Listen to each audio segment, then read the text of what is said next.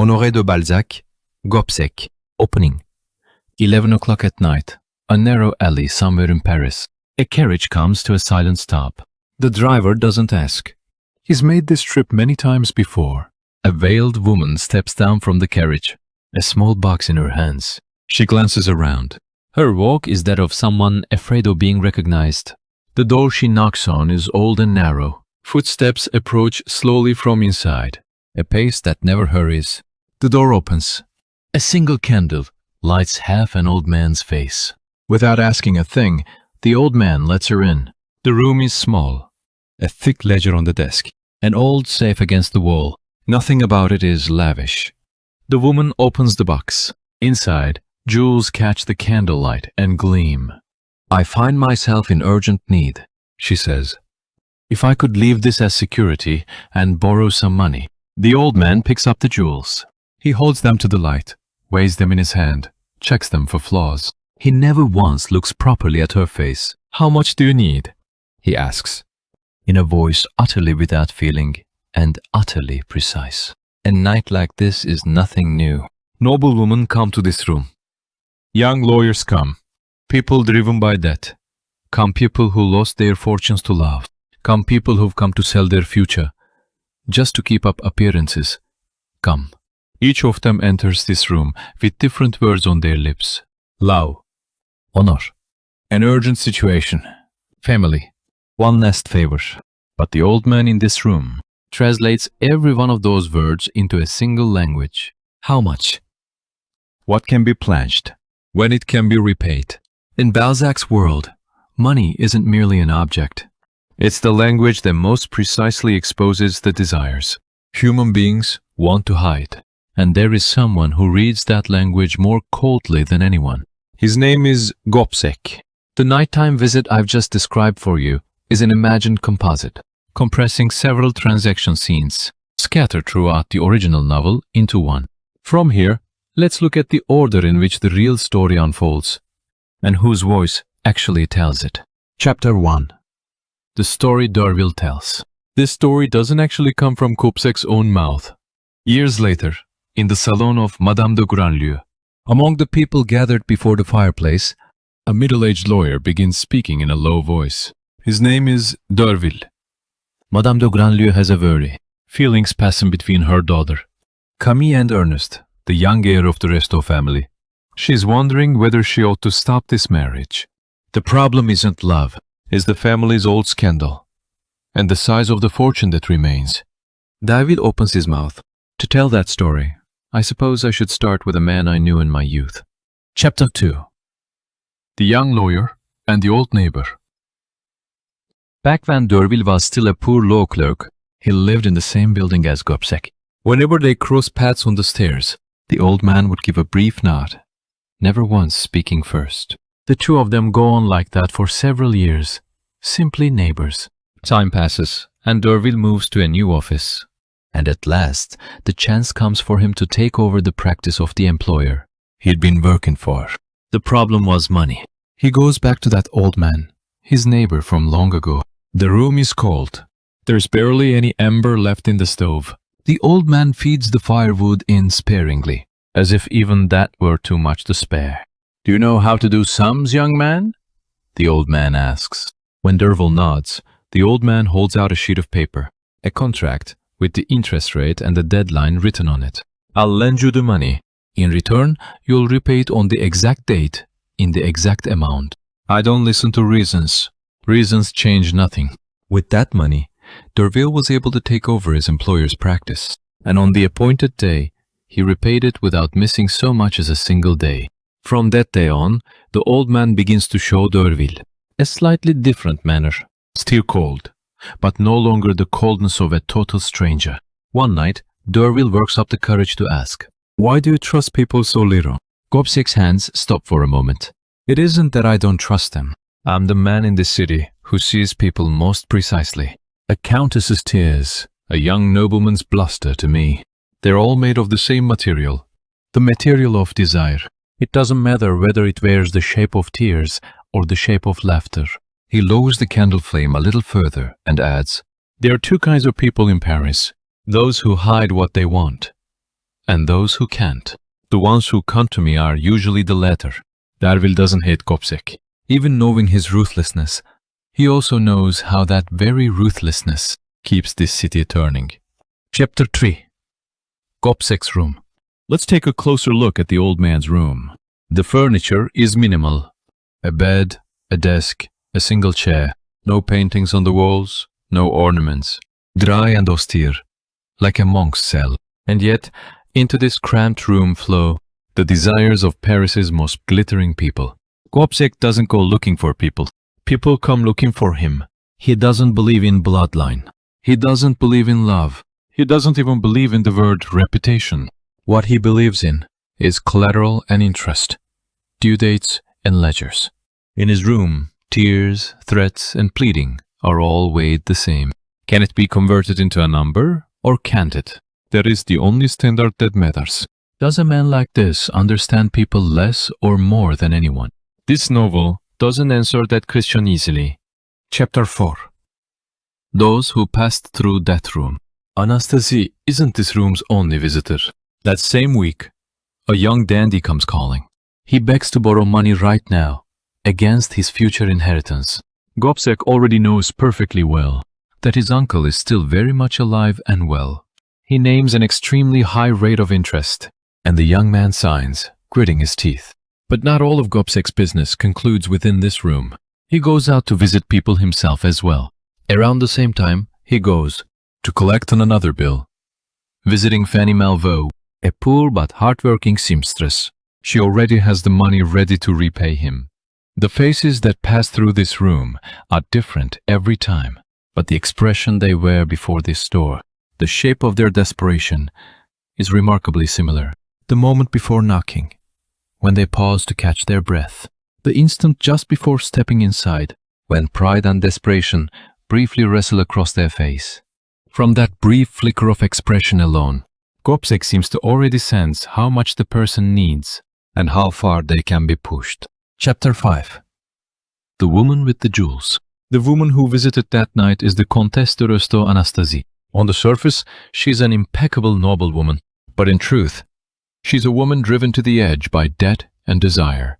The jewels she brought belong originally to the family, wealth that belongs, in effect, to her husband and children. But her heart is set elsewhere. Her lover, Maxime de Trailles. For his sake, she lays her family's diamonds before Gobseck. Gobseck appraises the jewels and hands over the money. She takes the money and hurries out of the room. A carriage waits outside the door. Inside it, someone else is waiting for her. The jewels were presumably once given as a token of love, but the moment they enter this room, they become collateral. Maxime de Trailles, this man, Maxime de Trailles, doesn't generate money of his own. He spends his nights at the gambling table, composed when he loses, indifferent when he wins. His fortune comes not from cards, but from the purses of the women who love him. Charm, an aristocratic manner, the art of society conversation, that is his only capital. He isn't simply a philanderer. To Balzac, this character is closer to a device, showing how penniless aristocratic charm can quietly siphon off another person's fortune. His debts end up passed whole onto the woman who loves him and onto her family. This is exactly the point at which charm becomes a technique for borrowing someone else's life. Chapter 7. The negotiation with Maxime. Once, Anastasie brought Maxime with her to Gobseck's room in person to cover a fresh round of Maxime's gambling debts. Maxime steps into the room with his characteristic ease, as if this room were his own drawing room. Gobseck looks at him for a long while. Gobseck speaks in a very low voice. He knows men like Maxime well, he says. Charm carries no interest, he says, but his own money does. A flicker disturbs the ease on Maxime's face. This time, Gobseck names terms far harsher than usual. Anastasie protests in alarm, but Gobseck doesn't change the terms. He only answers briefly. This isn't punishment, he says. It's arithmetic. Simply the arithmetic that this man won't be able to repay him next time either. In the end, the two of them accept the terms. As Maxime leaves the room, his steps are a little quicker than when he came in. Chapter 8. The night the husband dies. There's a scene in this novel we need to linger on longest. The Count de Restaud's bedroom. The curtains are half drawn, and the air in the room is heavy. He is dying of illness. He has known for a long time now about his wife's dissipation, and the fortune bleeding away because of it. Out in the hallway, young Ernest stands pressed against the wall. No one calls him inside. He hears low voices passing back and forth inside, and now and then the sound of something knocking against something else. Not knowing exactly what's happening, he simply stares for a long time at his father's door. The memory of this night won't easily fade, even after he's grown into a man. Inside the room, a sealed packet of documents lies beside the Count, a final device meant to safely pass the fortune on to his children, and to his son Ernest above all. With the last of his strength, he calls young Ernest to his side. He asks his son, "Deliver this packet to Monsieur Derville," without anyone noticing. But that request is never fulfilled. Anastasie enters the room. At her husband's bedside, what she can't hide isn't grief, but anxiety. If that document reaches Derville's hands, whatever fortune she might have touched will vanish.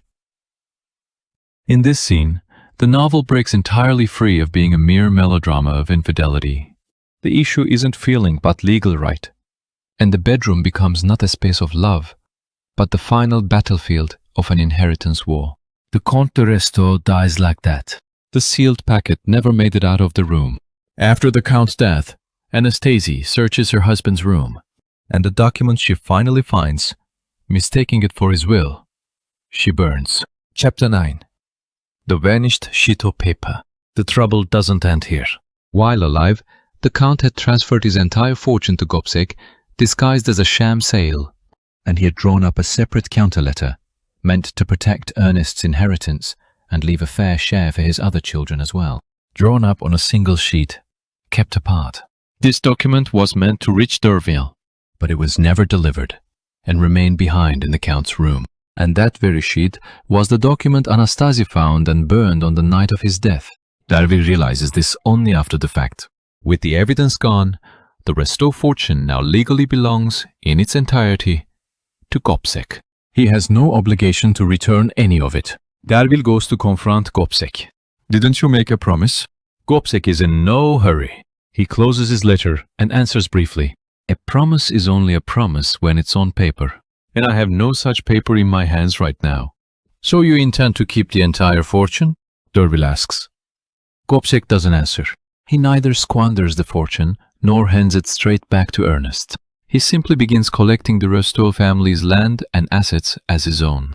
And that state of affairs continues for years, right up until the day he dies. Is Gobseck a villain? Gobseck is ruthless. He doesn't waver, even in the face of people's suffering. But it's hard to see him as simply a villain. One dawn, stopping by Gobseck's room on some errand, Derville witnesses something unexpected. The old man stands at the window, gazing for a long time at the rooftops of Paris just beginning to brighten. "Under every one of those roofs," Gobseck says quietly, "a desire lies sleeping. I've seen them all. Power, poverty, extravagance, betrayal, and where every one of them ends up in the end." Without taking his eyes off the window, he adds, "People call me a man who knows nothing but money. That's not wrong. It's only that I also know money is the one thing that never lies." This philosophy is cold and dangerous. But Balzac doesn't rush to declare it entirely wrong. Chapter 11. The things rotting in the vault. Time passes, and Gobseck dies.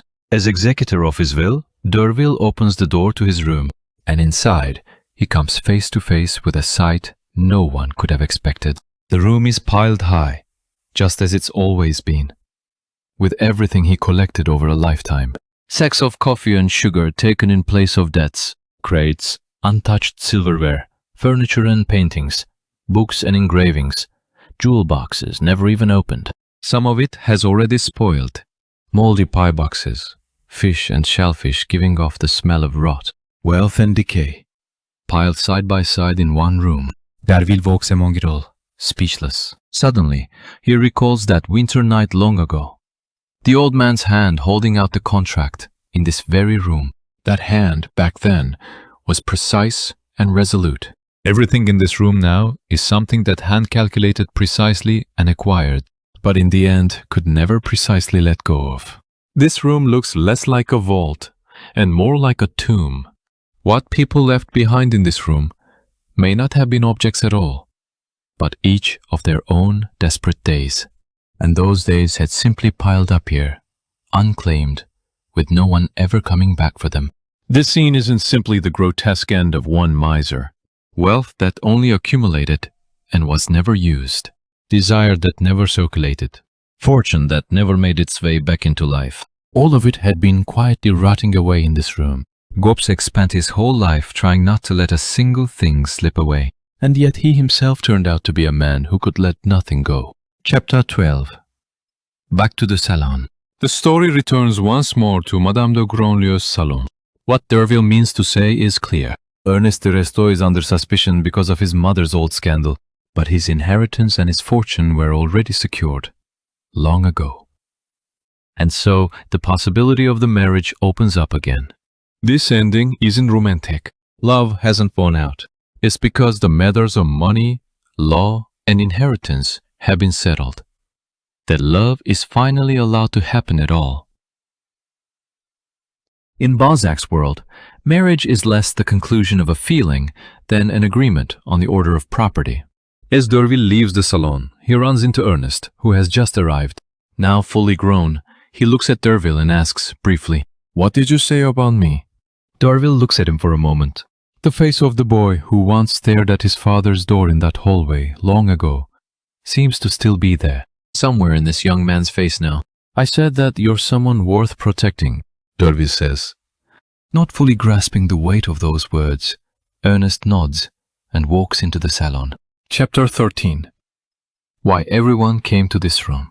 The truly important question in this novel isn't, why is Gobseck so ruthless? The more important question is this: why does everyone, in the end, come to this cramped little room?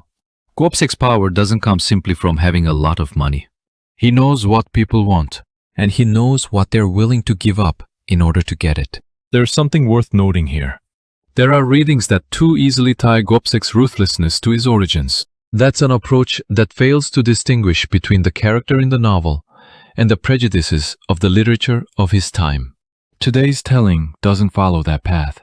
The same goes for Anastasie. She isn't simply a dissolute woman, but a figure moving within a structure made of love, reputation, class, and debt. This novel isn't populated by aristocrats alone.